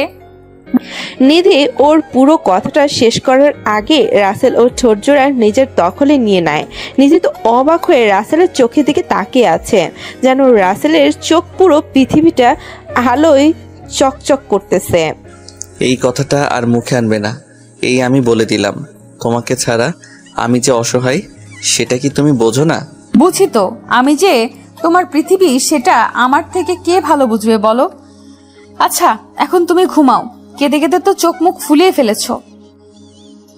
সব দোষ তোমার। তখন যদি আমাকে বলে দিতে তাহলে এমনটা হতোই না। তুমি খুব পচা। আমি তো কত করে বলার চেষ্টা করেছি, কিন্তু একটু বলার সুযোগ পর্যন্ত দাওনি তুমি। সরি সোনা, আমি বুঝতেই পারিনি আমার কলিজা ও আমাকে এতটা বেশি ভালোবাসে। অনেক বেশি ভালোবাসি তোমাকে, যেটা হয়তো বলে বোঝাতে পারবো না। এইভাবে কথা বলতে বলতে রাসেল যে কখন ঘুমিয়ে গেছে সেটা বলতেই পারবে না। নিধি রাসেলের কপালে আলতো করে একটা ভালোবাসার পরশ দিয়ে সেখান থেকে খুশি মনে বাসায় চলে আসে। এইভাবে দেখতে কেটে যায় অনেকগুলো দিন। এখন নিধি ডাক্তার হয়েছে। রাসেলের জ্বর আসে, বিছানা থেকেই উঠতে পারছে না। নিধি রাসেলের কাছে থেকে সারাটা দিন। কি ডাক্তার ম্যাডাম, আজকে হাসপাতালে যাবে না নাকি? তোমাকে রেখে যেতে ইচ্ছে করতেছে না। তোমাকে এইভাবে রেখে আমি কিভাবে যাই বলো? আরে ধুর, আমার তো কিছুই হয়নি, একটু জ্বর এসেছে, তাই তুমি এমন করতেছো। তুমি যাও, আমার কিছুই হবে না। না, আমি তোমাকে রেখে কোথাও যাব না। আমি শখের বসে জব করি, বুঝলে? আর তোমার থেকে আমার শখটা বেশি বড় না। রাসেলের নিধির কথা শুনে মুগ্ধ হয়ে যায়। রাসেল নিধির কাঁধে ভর দিয়ে ওয়াশরুম থেকে ফ্রেশ হয়ে আসে। একটু পরে জোর করে নিধি রাসেলকে খাবার খাইয়ে ওষুধ খাইয়ে দেয়। রাসেল একটু শুয়ে থাকে। বিকালে নিধি হাসপাতাল থেকে যাওয়ার সময় রাসেলের কাছে আসে। কি ব্যাপার মহারাজ, কেমন লাগছে এখন? আর জ্বর কি একটু কমেছে নাকি সেই তেমনই আছে? ডাক্তার ম্যাডামের সেবা পেয়েছি, তাহলে বলো এই জ্বরের সাহস কিভাবে থাকে আমার শরীরে থাকার? ইনজেকশন দেখেই তো ভয়ে দূরে পালিয়ে যাবে। কি যে বলো না এসব। আচ্ছা তুমি থাকো, আমি গেলাম। হাসপাতালে যেতে চাইলাম না, তুমি জোর করে পাঠালে। আরে আমি এখানে একা রোগী, আর ওখানে অনেক রোগী, তাদেরও তো ডাক্তারের সেবা পাওয়া প্রয়োজন, তাই না? সেটাই তো। আচ্ছা থাকো, ভালো লাগছে না। সারা দিন কত ঝামেলা যে গেল। ওই তোমার উপরে এত ঝামেলা আবার কিভাবে হলো শুনি? সিনিয়র ডাক্তার বলে কথা। আর বলিও না, একটা মেয়ে তার বাবাকে হসপিটালে নিয়ে এসেছে, অন্য হাসপাতাল থেকে ফিরিয়ে দিয়েছে। ও, এখন কি উনি ঠিক আছে? আর আমি জানি আল্লাহর রহমতে তুমি তার চিকিৎসা করলেই সে ভালো হয়ে উঠবে।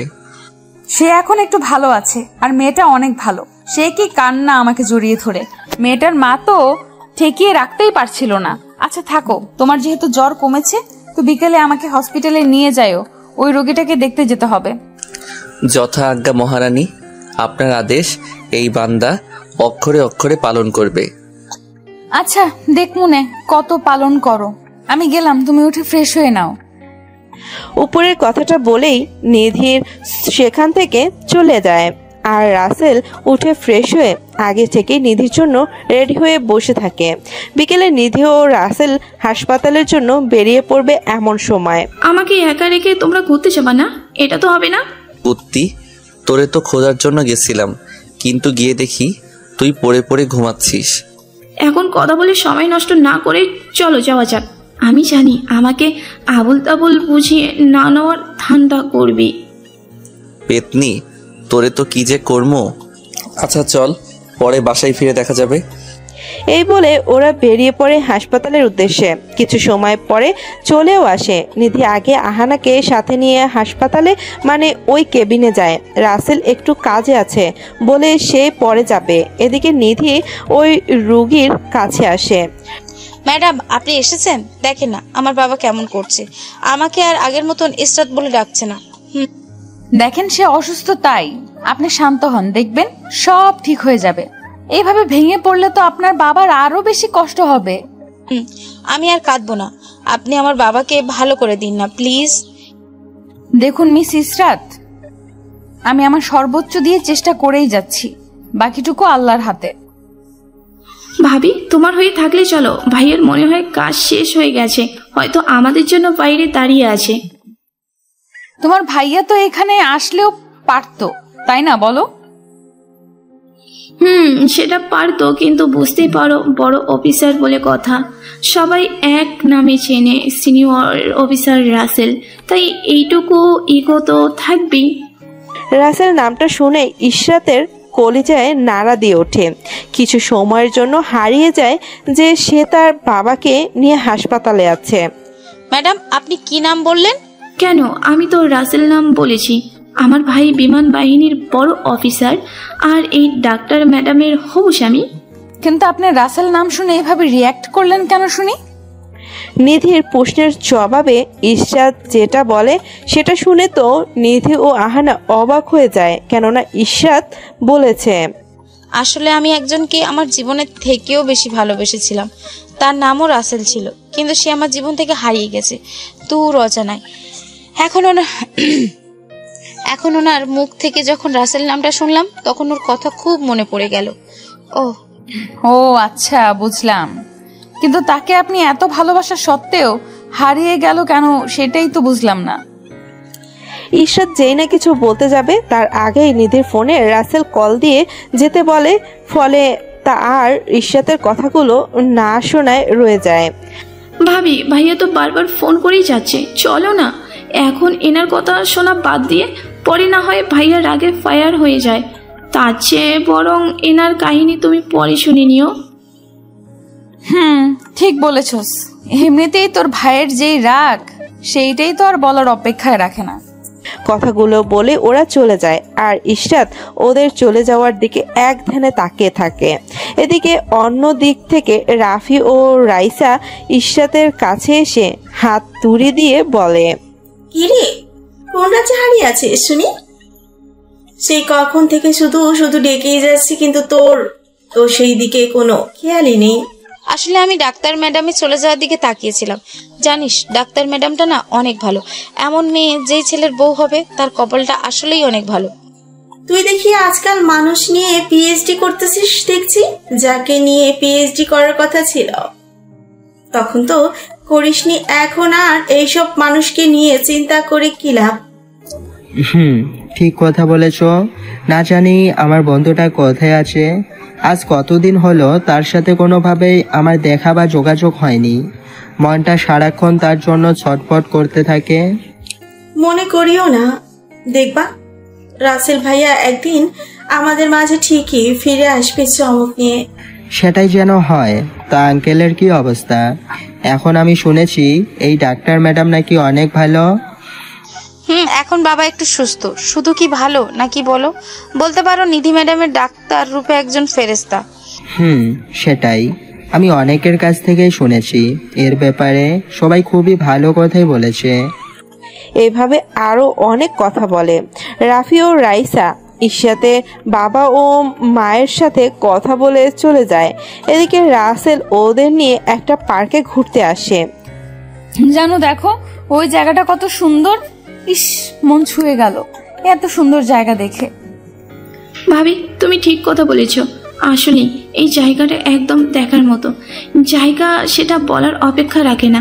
ভাইয়া যদি আমাদের না নিয়ে আসতো তাহলে হয়তো এই জায়গাটা দেখতেই পারতাম না। হয়েছে, এত প্রশংসা করতে হবে না, যত সব ঘুরতে আসার বাহানা। আমি মনে হয় কিছুই বুঝি না মনে করেছিস? ভাইয়া তুই কেমন? আমরা সত্যি কথা বলতেছি, তুই তাও এমন করিস, এটা কি ঠিক বল? এইভাবে কথা বলতে বলতে ভাই বোনের মাঝে ধরতে গেলে এক পর্যায়ে ঝগড়া বেজেই যায়। তখন নিধি দুজনের মাঝখানে গিয়ে, তোমরা দুইজনে কি এই পাবলিক প্লেসে ওইভাবে সাপ বেজির মতো লড়াই করবে বলো? একটু শান্তিতে থাকতে পারো না? আর আহানা তুইও না কেমন জানি। ভাইয়া ও পছাই, আর ভাবি তুমিও পছাই, একদম ভালো না, শুধু বকা দাও। তুমি দেখলেই ভাইয়া আমার সাথে পা পাড়া দিয়ে ঝগড়া শুরু করেছে। হয়েছে, এইবার তো ন্যাকা কান্না করা বন্ধ কর, না হলে কিন্তু দুটোরই একদম ইনজেকশন দিয়ে দিব। ইনজেকশনে তোমার এই ভীতবর ভয় পায়, আমি কোনো ভয় পাই না, বুঝলে? ওরা এইভাবে কথা বলেই যাচ্ছে, এমন সময় কিছু বখাটে এসে ওদের বিভিন্ন ধরনের খারাপ খারাপ কথা বলে বিরক্ত করতে শুরু করে, যেটার কারণে আহানা ও নিধি তো ভয়ে চুপসে যায়। আর এদিকে রাসেলের তো হাত পা চাবাতে শুরু করে, আর মনের মাঝে 100 কেজি রাগের সৃষ্টি হতে থাকে। নিধি, তোমরা একটু পিছনে গিয়ে সিনেমা দেখার জন্য প্রস্তুত হও, কেমন? আমি বরং এদের সাথে একটু ব্যায়াম করে নিই, এমনিতেই হাত পা কেমন কেমন করতেছে। রাসেল উপরের কথাগুলো বলেই নিধি ও আহানাকে পিছনে গিয়ে দাঁড়ায়, আর এই বখাটেরা রাসেলকে মারার জন্য আক্রমণ করে। ব্যাস হয়ে গেল রাসেলের সেই লেভেলের রাগ। শুরু হয়ে গেল নায়িকা ও বোনের সম্মান বাঁচানোর ফাইট। একে একে রাসেল সবাইকে সেই মতো ধোলাই করে। সবাই শেষমেশ ওদের থেকে ক্ষমা চেয়ে দৌড়ে পালিয়ে যায়। ভাইয়া তুই ওদের এভাবে মারলি, আমি তো এক মুহূর্তের জন্য মনে হচ্ছিল যে আমি কোনো তামিল ছবির শুটিং দেখতেছি। কি যে বলিস না, আসলে আমার হাত পা খুব চুলকাচ্ছিল, তাই ওদের একটু মেরে শরীরটা ঝাঁকিয়ে নিলাম। তুমি কেন ওদের সাথে লাগতে গেলে? ওরা যদি তোমার কিছু করে বসতো তাহলে কি হতো ভেবে দেখেছো? তোমাদের ইজ্জতের থেকে কি আমার কাছে সেটা বড় বলো? আমি কি দাঁড়িয়ে দাঁড়িয়ে দেখতাম নাকি তোমাদের ওদের হাতে লালসার শিকার হতে? রাসেলের কথা শুনে নিধির মনে আরো বেশি ভালো লাগা কাজ করে। রাসেলের প্রতি আরো বেশি সম্মানের সৃষ্টি হয়। হয়েছে ম্যাডাম, এইসব বাদ দিয়ে এখন জলদি জলদি ফুচকা খেয়ে বাসায় চলেন। আর ডাক্তার ম্যাডাম, আপনার তো আবার রাতেও হাসপাতালে আসতে হবে। কি একটা রোগী পেয়েছো যার জন্য তোমাকে শুধু শুধু হসপিটালেই দৌড়ে পারতে হয়। তুমি তো বলেছো আগে আল্লাহ পরে ডাক্তার, আর ডাক্তার হয়ে আমি রোগীর সেবা করাটাই আমার কর্তব্য, তাই না? তুমি সেটা একদম ঠিক কথা বলেছো। আচ্ছা এখন চলো বাসায় যাওয়া যাক, বাবা মা চিন্তা করবে। কথা বলতে বলতে রাসেল ওদের সাথে নিয়ে বাসা চলে আসে। সবাই সাথে কথা বলে নিধি বাসায় চলে যায়, আর রাসেল ওর রুমে এসে একটু রেস্ট নিতে না নিতেই রাতে নিধি চলে আসে রাসেলের রুমে। ওই তুমি এখনো যে পড়ে পড়ে ঘুমাচ্ছ, আমার সাথে যে হসপিটালে যেতে হবে সেটা কি তুমি ভুলে গেছো? না ভুলিনি, তুমি একটু অপেক্ষা করো, আমি এই রেডি হয়ে আসতেছি। আসো, তোমার জন্য আমি কিন্তু বেশি সময় অপেক্ষা করতে পারবো না, রাগে কিন্তু বোম হয়ে যাব, এই আমি বলে দিলাম। আচ্ছা জান পাখি, তোমার বেশি সময় অপেক্ষা করতে হবে না, মাত্র একটু সময়। নিধি নিচে চলে এসে ওর হবু শাশুড়ির সাথে গল্প করতে থাকে। ও আপনাদের তো বলাই হয়নি, রাসেল আর নিধির বিয়ে ওদের দুই পরিবারের সবাই মিল ঠিক করে রেখেছে। নিধির কথা বলার মাঝেই রাসেল চলে আসে, আর নিধিও রাসেল ওর মাকে বলে গাড়ি নিয়ে হাসপাতালে চলে আসে। তুমি তুমি রোগী দেখে আসো, আমি বরং এখানে বসে একটু কফি খাই, কেমন? না না, সেটা হবে না। তুমি আমার সাথেই যাবে, এটা আমার শেষ কথা বলে দিলাম। এখন চলো আমার সাথে। রাসেল আর কি বলবে বলেন, হোম মিনিস্টারের অর্ডার কি আর অমান্য করতে পারে? তাই নিধির সাথে সাথে ইশরাতের বাবার কেবিনে চলে আসে, মানে রুগীর কেবিনে। কিন্তু এসে দেখে ইশরাতের বাবা ও মা আছে, ইশরাত নেই। তাই কি আর করা, নিধি ওর কাজ শুরু করে চলে আসে। আর রাসেল ইশরাতের বাবা মাকে কখনো দেখেনি, তাই চিনতেও পারলো না। ওই জানো, আঙ্কেলের মেয়ে ইশরাত, মেয়েটা না খুব ভালো, কিন্তু এখন কোথাও হয়তো গেছে, তাই দেখা হলো না। রাসেল তো ইশরাত নামটা শুনেই নিধির দিকে অবাক হয়ে তাকিয়ে আছে। রাসেলের খুব করে মনে হচ্ছে ইশরাতের কথা, হাজার হলেও প্রথম প্রেম বলে কথা। আর গুরুজনরা ঠিকই বলেছে, প্রথম প্রেম কখনো ভোলা যায় না। আর প্রথম প্রেম বেশিরভাগই কষ্ট ছাড়া কিছুই দেয় না। এইভাবে কেটে যায় 2 মাস। একদিন রাসেল সোফায় বসে ওর পরনে থাকা শার্টটা খুলে সবার সাথে গল্প করতেছে। তখনই রাশিদা চৌধুরী উপর থেকে রাসেলের কাছে এসে বলে, বাবা রাসেল, এই চিহ্ন তোর শরীরে আসলো কিভাবে? ও, এটা আমার ছোটবেলা থেকেই সাথে আছে, তবে এটা কিসের চিহ্ন আমি জানি না। রাসেলের কথা শুনে রাশিদা চৌধুরী রাসেলকে জড়িয়ে ধরে কান্না করে দেয় আর বলতে থাকে, বাবা রাসেল, তুই যে আমার হারিয়ে যাওয়া সন্তান। মা, তুমি কি বলো? ভাইয়া তাহলে আমার হারিয়ে যাওয়া সেই ভাই? মাও আমার সেই হারিয়ে যাওয়া সন্তান। আর তোর ভাই, ওকে কত জায়গায় খুঁজেছি তার হিসাব নেই। রাসেল তো কথাগুলো বলেই অবাক। এটা সে কি শুনছে, কিছুই তো বুঝতে পারছে না। বাবা জানিস, তোর শরীরের ওইটা কোনো মামুলি চিহ্ন না। মানে কি? আমি তো কিছুই বুঝতে পারতেছি না। বাবা, আমি ঠিকই বলেছি। তুই যখন ছোট্ট তখন আমাদের অনেক শত্রু ছিল, তাই তোর বাবা আমাদের সব সম্পত্তির কাগজপত্র একটা লকারে রাখে, যেটা একটা নির্দিষ্ট চিহ্ন দ্বারা লক করা হয়েছে। আর সেই চিহ্ন তোর শরীরে এঁকে দেওয়া হয়েছিল।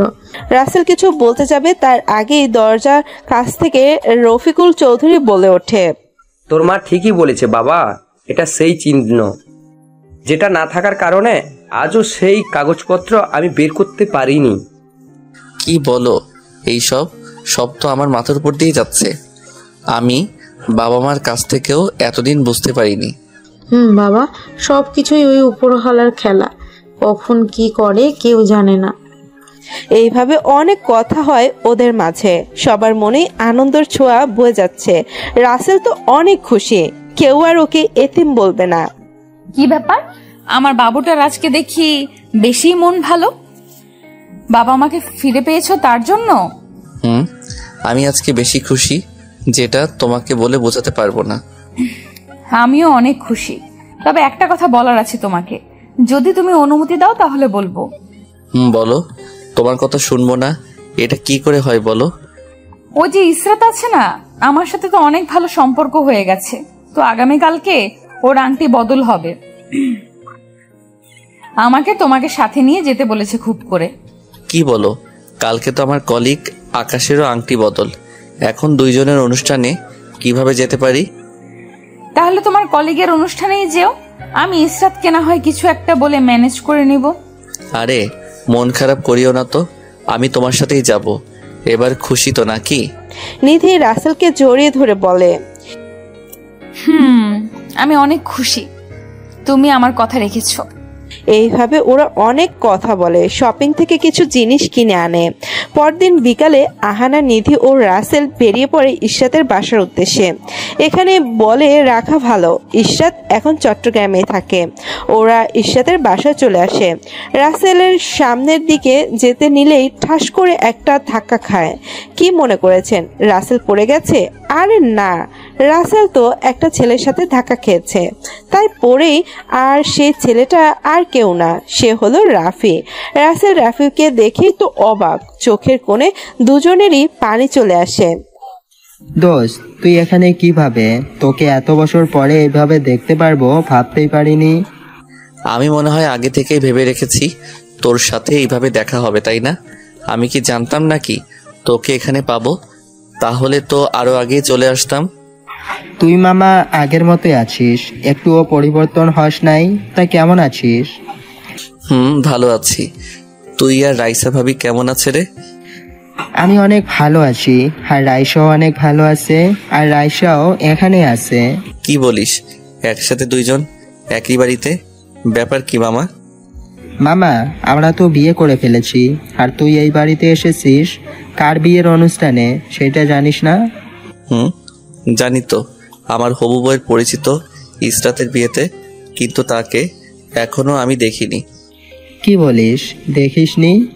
আর তুই যদি জানিস সে কে, তাহলে নিজেকে তুই সামলাতে পারবি? কেন পারবো না? আর কি এমন ব্যাপার, একটু খুলে বলতো। রাফি কিছু বলতে যাবে তার আগে ওখানে নিধি ও আহানা চলে আসে। তুমি এখানে? আর আমি সারা বাড়িতে খুঁজে বেড়াচ্ছি, তোমাকে আমার বান্ধবী দেখার জন্য পাগল হয়ে আছে। ও, বুঝতে পারছি। আর নিধি, এ হলো রাফি, আমার সেই ফ্রেন্ড যার কথা তোমাকে বলেছিলাম। তা ভাইয়া, আপনি কেমন আছেন? আর ভাবি কোথায়? আমি অনেক ভালো আছি ভাবি। আর আপনি কেমন আছেন? আপনি মনে হয় আপনার ভাবিকে দেখেছেন ইসরাতের সাথে। ও, তাহলে রাইসা ভাবি আপনাদের দুইজনকে অনেক মানিয়েছে। ওই চলো তো ভেতরে যাই। চলো যাই, আমাকে আবার চলে যেতে হবে একটা কাজে। রাসেল, তুই যাস না ভিতরে, কারণ নিজেকে ধরে রাখতে পারবি না। ভাইয়া, আমি কিন্তু কিছুতেই বুঝতে পারলাম না, একটু বুঝিয়ে বলেন তো। বুঝিয়ে বলো তো, আমি ভিতরে গেলে কি এমন ক্ষতি হবে শুনি? কারণ ইসরাত আর কেউ না, তুই যাকে নিজের থেকেও বেশি ভালোবাসতি, ইসরাত সেই মেয়ে। রাফির কথা শুনে রাসেল তো অবাকের চরম পর্যায়ে পৌঁছে গেছে, আর নিধি ও আহানা তো অবাক হয়ে তাকিয়ে আছে। কি বলিস? এই বেঈমান মেয়ের বিয়েতেই আল্লাহ আমাকে নিয়ে আসলো। আমি আগে জানলে কখনোই আসতাম না।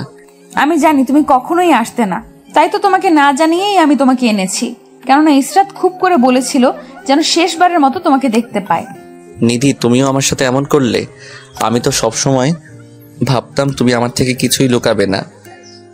ওনার কোনো দোষ নেই, কেননা আমি তাকে খুব করে বলেছিলাম আমি আসলেই অভাগী, যে তোমার মতো কাউকে পেয়েও হারিয়ে ফেলেছি। আপুকে কিছু বলো না।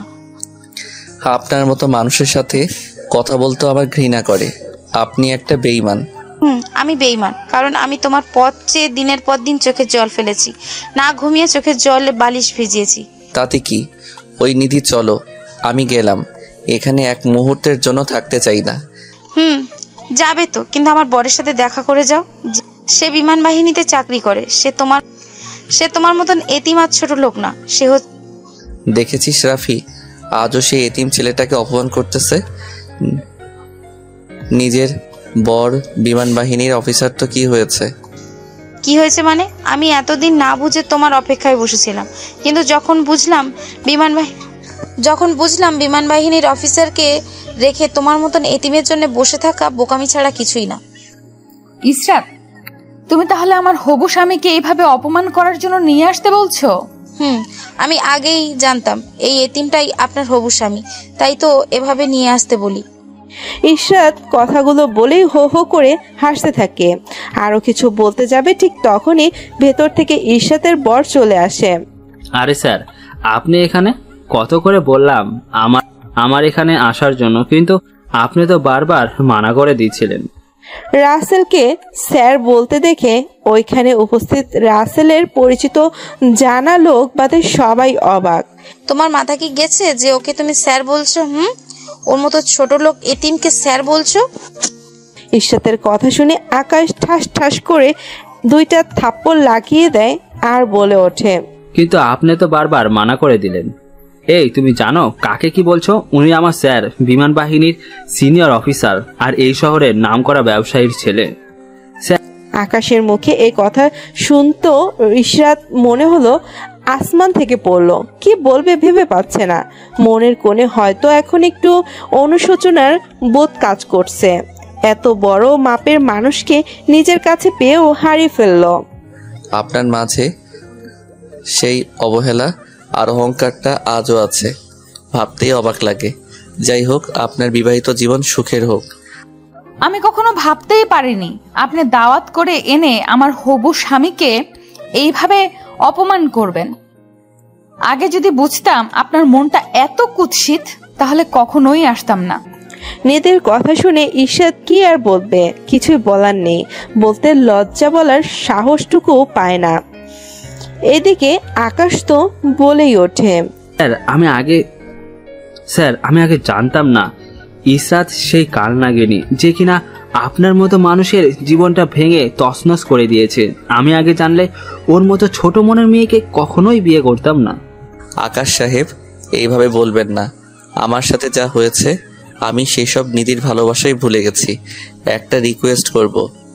সবাই রাসেলের কথা শুনে অবাক হয়ে তাকিয়ে আছে, কি রিকোয়েস্ট করবে সেটাই ভেবে। আপনার কথা রাখবো না এই সাহস আমার হয়নি স্যার, আমি আপনার কথা রাখবো, আপনি শুধু বলেই দেখেন। রাখবেন? আপনার ওকে বিয়ে করে সুখে সংসার সাজান, হয়তো আপনার ভালোবাসা পেয়ে নিজেকে শুধরাই নিতে পারবে। দেখেছিস যেই মানুষটার সাথে এত কিছু করেছিস, আজ সেই তোর জন্য আমার কাছে রিকোয়েস্ট করছে। তার মুখে কোনো কথা নেই, সে গিয়ে চুপটি করে দাঁড়িয়ে থাকে। রাসেল কথাগুলো বলে সেখান থেকে আহানা ও নিধিকে নিয়ে রাফি ও রাইসাকে বলে বাড়িতে চলে আসে। সরি, আমি ভাবতে পারিনি আমার জন্য তোমাকে এতটা অপমানিত হতে হবে, আর ইসরাতের মন যে এমন সেটা কখনোই কল্পনাও করিনি।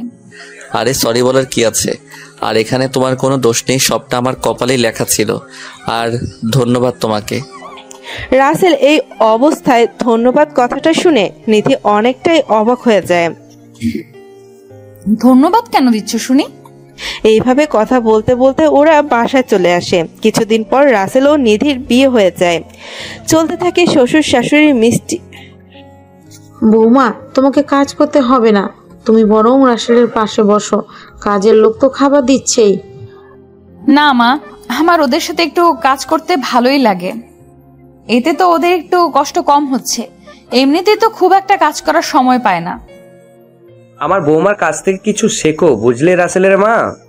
ও, তার মানে তুমি বলতে চাইছো আমি কোনো কাজ করি না? কি আর কাজ করো, এই একটা কাজই তো পারো, শুধু নির্দোষ মানুষকে শাস্তি দিয়ে অপরাধীকে খালাস করতেই। চলতে থাকে শ্বশুর শাশুড়ির মিষ্টি ঝগড়া, আর সিনেমা দেখার মতো উপভোগ করতে থাকে তিনজন, মানে রাসেল, নিধি ও আহানা। কিছু সময় পরে ঝগড়া শেষ হলে রাসেল ও নিধি রুমে চলে আসে। ওই আব্বু আম্মু তো সেই ঝগড়া করতে পারে। তুমি আমাকে ওইখানে না নিয়ে গেলে আমার জানের জিগার বন্ধুর সাথে দেখা হতো না। আর ইসরাতের কথায় আমি কিছুই মনে করিনি, কেননা এইগুলো আগে অনেক শুনেছি, তাই সহ্য হয়ে গেছে। হা হা হা, কেন পারবে না বলো? আব্বুর তো অফিসে কোনো কাজ নেই, আর আম্মুর অনেক কাজ করতে হয় আদালতে। এইদিকে আব্বু অফিসে ভাবে কিভাবে আম্মুর সাথে ঝগড়া করবে, বাড়ি এসে সেটাই করে। ও, তাহলে তো শ্বশুর আব্বার কাছ থেকে আমাকে নিখুঁতভাবে ট্রেনিং নিতে হবে। কেন? ওরে তোমার সাথে এইভাবে দুষ্টু মিষ্টি ঝগড়া করতে? দুষ্ট, তারাও ঝগড়া করা শেখাচ্ছি। এইভাবে ওদের মাঝে দুষ্টু মিষ্টি ঝগড়া চলতেই থাকে। তাই বলে ভালোবাসা কখনো কমতি হয় না। বাড়ির সবাই নিধিকে খুবই ভালোবাসে, আর রাসেল তো নিধিকে ছাড়া পৃথিবীকে অন্ধকার মনে করে। এইভাবে চলতে থাকে ওদের সুখের সংসার। আপনারা কাউকে ভালোবাসলে তাকে মন থেকে ভালোবাসবেন। টাইম পাস করার জন্য অনেক কিছুই আছে, সেগুলো করে সময় কাটাবেন। তবুও পবিত্র ভালোবাসাকে নিয়ে টাইম পাস করবেন না। হয়তো ছোট্ট একটা ব্রেকআপ শব্দে একজনের মনে আনন্দের বন্যা বয়ে যায়, কিন্তু কখনো ভেবে দেখেছেন যার সাথে ব্রেকআপ করলেন তার মনের অবস্থা কেমন হয়? বেঁচে তো থাকে, কিন্তু চিন্তার লাশ হয়ে। বাড়তি কথা বলার জন্য ক্ষমা চেয়ে নিচ্ছে। আর আমার এই গল্পে শুরু থেকে শেষ পর্যন্ত সাথে থাকার জন্য অসংখ্য ধন্যবাদ সবাইকে।